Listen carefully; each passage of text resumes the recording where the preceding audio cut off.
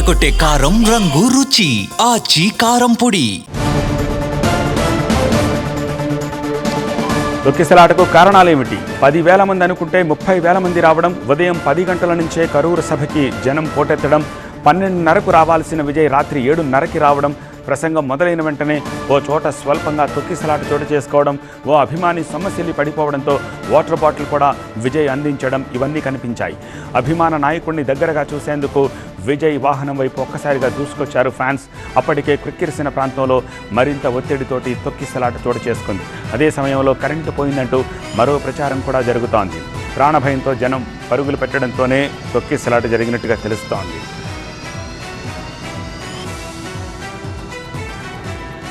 Karur బాధితుల్ని Tamil Nadu deputy CM Udhayanidhi Stalin పరామర్శించారు. ఈ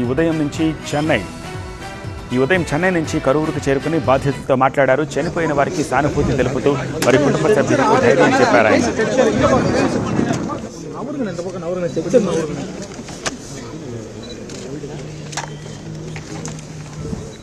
కరూరు ఆసుపత్రిని సందర్శించారు తమిళనాడు విద్యాశాఖ మంత్రి మహేష్. ఆ సందర్భంగా ఆయన విలపించిన దృశ్యాలు చూస్తున్నారు. బాధితులు వారి కుటుంబ సభ్యుల రోదనలు చూసి చలించిపోయారు ఆయన.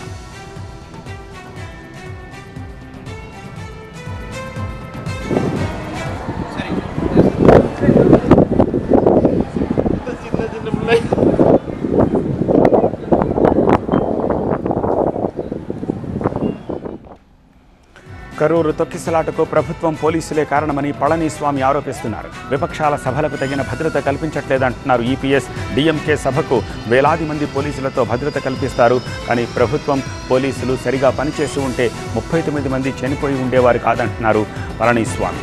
మా సమావేశాలకు కూడా సరైన భద్రత కల్పించట్లేదని ఆరోపించారు ఆయన. రాజకీయ ప్రచార సభల్లో ఇలాంటి తొక్కిసలాట ఘటనలు తమిళనాడులో ఏనాడు జరగలేదన్నారు పళనిస్వామి.